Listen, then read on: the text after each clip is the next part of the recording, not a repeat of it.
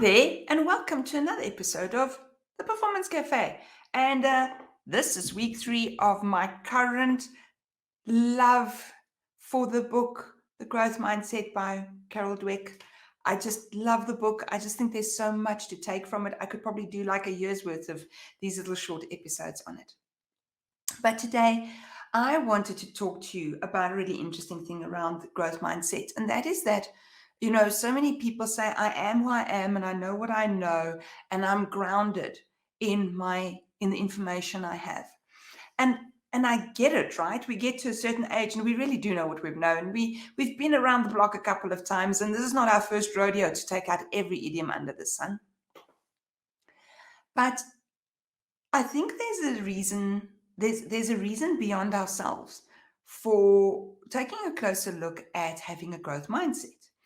Because you see, we might know what we know, but we influence others. And it is, I think, a bit of our moral obligation to help spread this concept of the growth mindset. You see, because what happens is, at a particular age, I can decide I have certain prejudices or whatever the case may be. I have certain beliefs, right? The problem is that in communicating those beliefs, I then also could change the mind of those around me. I could influence. Now, the problem is we may be influencing younger generations. And the problem with that is that the rules that we grew up with, they don't know. And the rules that they will grow up, the young kids still come around when they are younger, also won't know. Which means we're teaching them something and we are sending a message to them. And the question is, are we doing them a disservice or not? So here's my thinking. My father went to work when he was about 16. He was a tradesman. He was eventually a welder on the railways here in South Africa. And he grew up doing the job. He worked in the business his father worked in. He did the job very similar to what his father did. When he retired, he retired from the same company he had worked in all of his life. And so I don't want to detract from the wisdom that he had. But at the same time, he was raising a daughter who was going into business at an age where young women were only now being taken up into the workforce in a big way. Here she goes off and starts her own business. I would land up in my life working for myself for a couple of years, then for other people, then for myself again. He never had that perception. He never understood that. He never had to work for himself. Even to this day, those of you who watch know that my father now has Alzheimer's, so our discussions are a little bit more tame now. But I remember he used to say to me, "But you own your own business. Why don't you take tea time and lunch? The government says you have to take tea time and lunch." And of course, at a managerial level, the Employment Act doesn't actually allow for that. It should really, because everyone does need to take a break. But you can see where I'm coming from, is that his intentions are entirely pure. But what he's teaching me is of an age that it does not work, right? That just doesn't make any sense. So fast forward a couple of years, and I have a niece who is just about half my age. I have a sister who's 10 years older than me, and so my niece and I are slightly closer in age.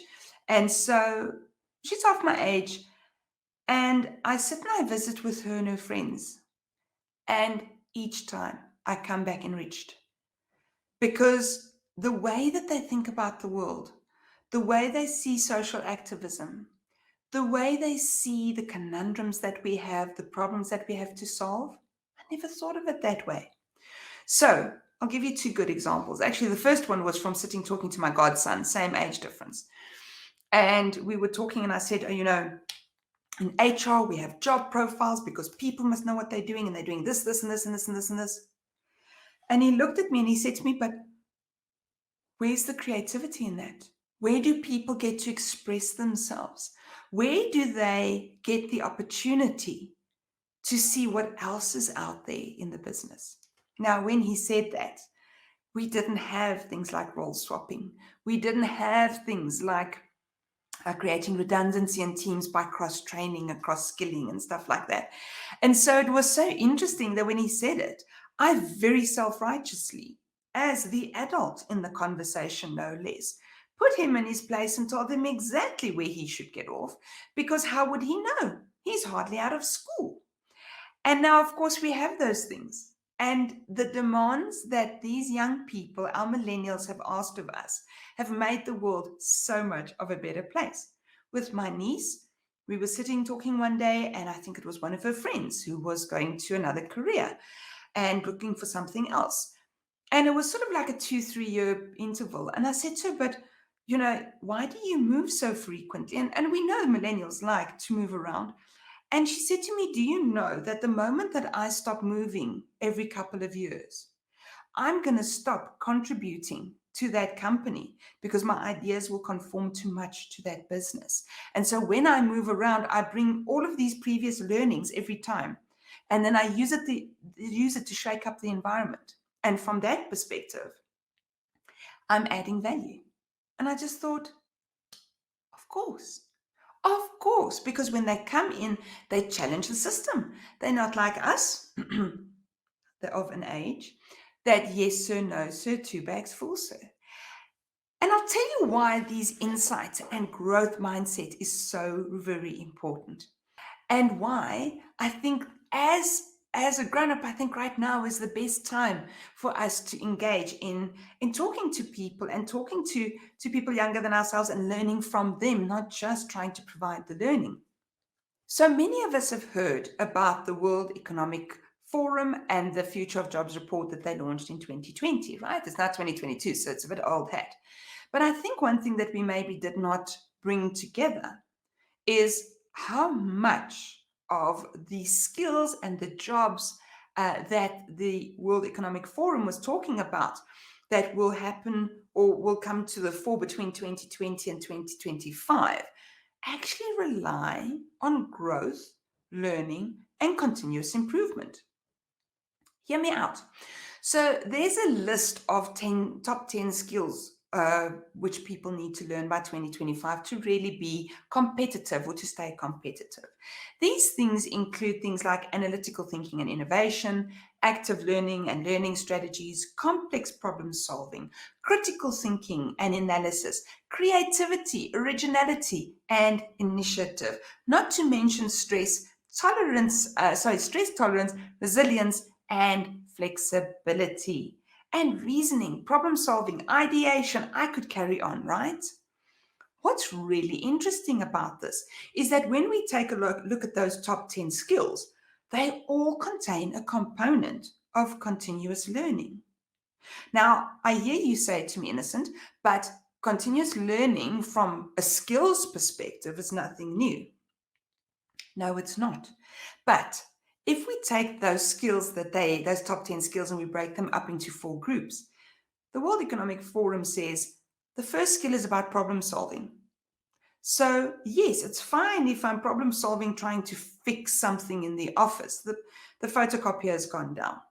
But what about problem solving at a higher level? A complex problem solving, the critical thinking, the creativity, originality, and initiative does not come from doing things the same way, needless to say. About reasoning, problem solving, ideation, giving new thought. Not being able to do things is not going to be good for us.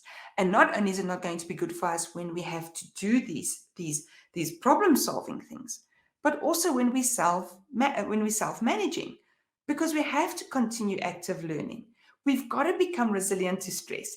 And what happens is every time you learn resilience towards a certain level of stress, you'll push yourself further. So you need to learn how to deal with that level and that level. And so it's not just external thinking, problem solving skills kind of things. It's also how I manage myself, how I work with people. Leadership is nothing but a growth process. And anyone who has leadership discussions and sits back afterwards and thinks, well, I told them, well, they haven't learned anything from the process.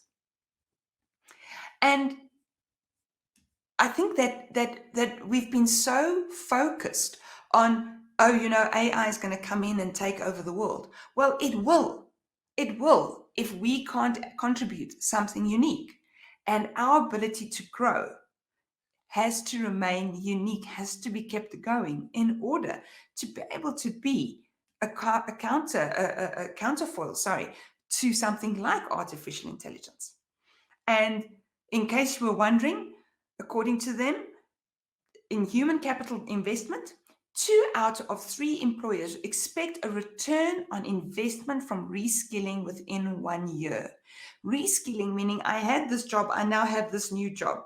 And within a year, the company wants to know that I'm going to be doing better at this because of my reskilling. I'm going to fit entirely into this new mold.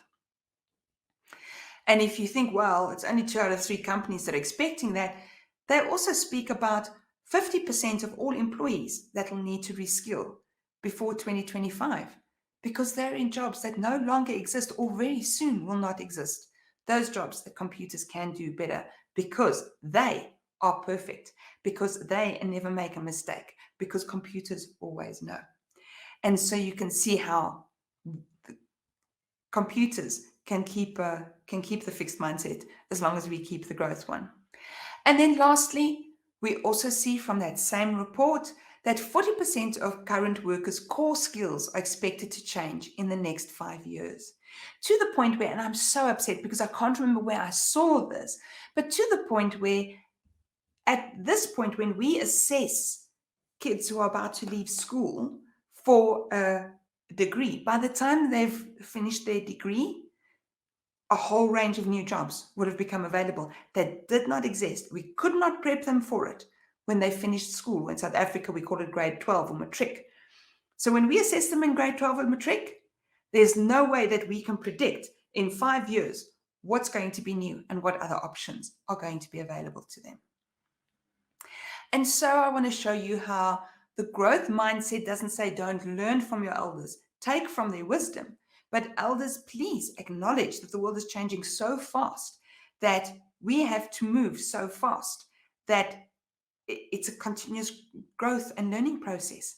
And for everyone should hop on board because it keeps us all younger and more relevant at the same time.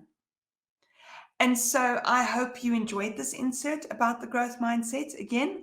And as always, if you've enjoyed it, there is a button on the page underneath that says subscribe. Please click on it. Also click on the notification bell so that you will get alerted whenever there is a new episode, a new video for you to watch. If you're joining us from LinkedIn and Facebook, as always, it is lovely to have you here. Please like, please comment and share, and let's get this information out there. And then next week, when we'll continue with the growth mindset, I'm feeling strong on this topic. I could keep going for a while. Have a good one.